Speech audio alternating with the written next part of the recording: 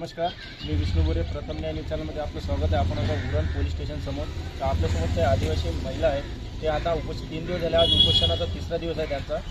आपण त्यांना विचारूया की उपोषणाला बसण्याचं कारण काय, नक्की त्यांच्यावर कुठला प्रकारे अन्याय झाला. मॅडम, काय झालं?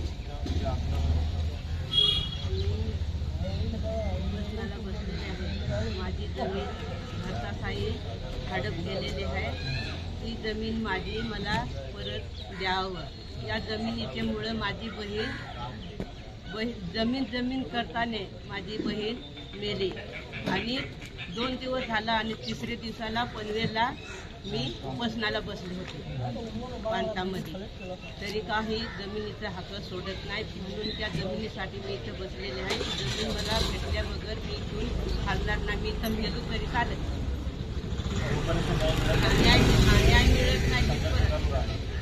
आपल्यासोबत काही सामाजिक संस्थेचे काही सदस्य आहेत, यांना पाठपुरावा करतात. आपण त्यांना पण विचारूया तर नक्की काय झालं, यांच्यासोबत कुठला अन्याय झाला.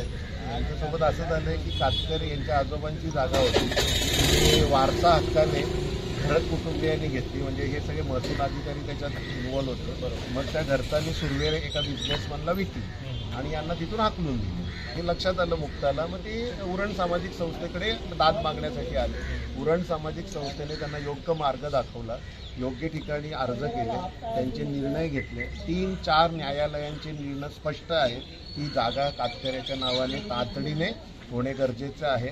उपोषणाला का बसलोय की सगळे न्याय निर्णय, सगळे कायदे हे आदिवासी समाजाच्या बाजूने असतानाही 7-12 फायनल 7-12 तयार होत नाही आहे. हे दुर्दैवाची गोष्ट आहे. आणि सगळा हायकोर्टाचा स्टे झालेला आहे. 6 महिने झाले, व्हॅकेन्सी सगळं झालेलं आहे. आता यांना कुठलंही कारण नाही आहे, तरीसुद्धा हे लांबड लावत आहेत आणि ती लावली आहे म्हणून आमरण उपोषणाला बसलो आहे. आणि आता 3रा दिवस आहे. काल ती जवळजवळ तिला हॉस्पिटलला नेण्यात आलं होतं, कारण तिचा BP 200च्या वर गेला होता. मग ही कशाची वाट बघताय, म्हणजे हे मरणाची वाट बघतायत की काय, असं इथे चित्र आहे. तर त्यांना थोडी असेल काही, तर त्यांनी लवकरात लवकर निर्णय द्यावा एवढीच आमची. नाही, आपण आता 2 व्हीलर पण तिथल्या पाहिजे साक्षीदार घेणारा आणि देणारा त्याचा एक साक्षीदार लागतो.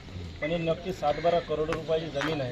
ते 7-12 कसा हेरफेर होतो याच्यावर काही बोलावं. अगदी ही जमीन जी आहे ती आत्ता त्याची किंमत जवळजवळ कोट्यावधी रुपये, 50 कोटी ते 100. जो अटल सेतू आहे तो जिथे लँड होतो त्या आजूबाजूलाच ती 5 एकरची जागा आहे. त्यामुळे तुम्ही विचार करा, हा फेरफार होताना सगळा वारस पंचनामा होतो, सगळं होतं. इथे काहीही झालेलं नाही. डायरेक्टली जागा ती आहे ती घरच्यांकडे ट्रान्सफर झालेली आहे. म्हणजे सामान्य माणसाला किती फेऱ्या मारायला लागतात जरा वारस काय करायचं असेल. ही मात्र 5 एकर जागा एका सेकंदात.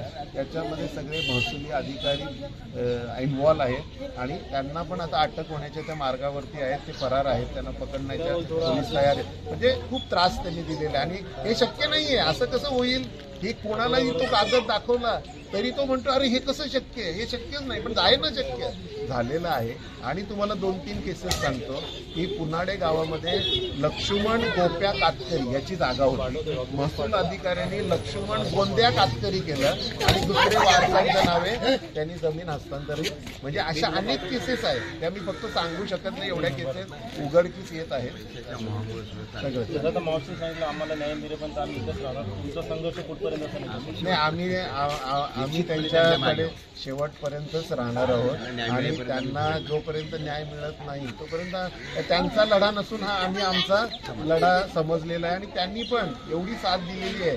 प्रॉब्लेम ह्याच्यात एक असतो की कातकऱ्याला मॅनेज केलं जातं, पैसे दिले जातात आणि मग कातकरी बोलतो सर नको आता तुम्ही बाजूला व्हा, आमचं आम्ही बघतो का. पण ह्यांचं कौतुक करू तेवढं कमी आहे. यांना कितीतरी लाखो रुपयांची ऑफर यांना आली होती, परंतु त्यांनी त्यांचे प्रिन्सिपल काही सोडले नाही.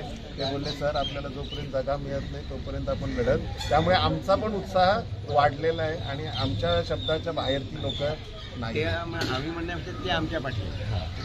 धन्यवाद सर. प्रथम न्याय चॅनलने हे जे काय आमचं बाजू मांडण्याचा जो चांगला प्रामाणिक प्रयत्न केला त्याबद्दल प्रथम न्याय न्यूज चॅनलचं मी आभार मानतो. कारण तुम्हीच आमचा आवाज आहे जो त्या लोकांपर्यंत पोचवू शकाल की त्यांना ऐकल्यावर लाज वाटेल की असं कसं काय होऊ शकतं. आम्ही इथे बसलोय पण ते तुम्ही समाजापर्यंत पोचवा. आणि अशा अनेक आदिवासी आहेत की त्यांना ही केस जी आहे ही लँडमार्क केस होणार आहे आणि अख्ख्या भारतातल्या आदिवासींना ही केस न्याय मिळणार आहे. हे आम्ही द्रौपदी मुर्मूंना पण पत्र पाठवलं होतं आणि तिथे उपोषणाला दिल्लीला जाणार होतो, पण काही कारणास्तव ते आम्ही मागे घेतलं, कारण ते 15 ऑगस्ट उपोषण. पण द्रौपदी मुर्मूंना मी सांगेन की तुम्ही स्वतः आदिवासी आहात आणि अशी परिस्थिती असेल तर देशाचं काय होणार आहे? राष्ट्रपतींच्याच समाजाचं असं होतं तर बाकीच्या समाजाचं काय बोलणार? बघू शकता की आदिवासी कुटुंब यांच्यावर खूप मोठा अन्याय झालेला आहे. यांची मागणी आहे, ज्या अधिकाऱ्याने आमचे 7 बारे फेरफार केली त्या अधिकाऱ्यावर पण इन्क्वायरी होऊन त्यांची तात्काळ त्याच्यावर कारवाई करावी आणि त्यांना सस्पेंड करण्यात यावं. यांची एकच मागणी आहे, आमची जमीन आम्हाला नाही मिळाली तोपर्यंत आमचा संघर्ष चालू राहणार आहे. आमचा जीव गेला तरी चालेल पण आम्ही उपोषण मागे घेणार नाही. मी विष्णू बुरे, प्रथम न्याय चॅनल, कॅमेरामॅन प्राची बुरेसोबत उरण.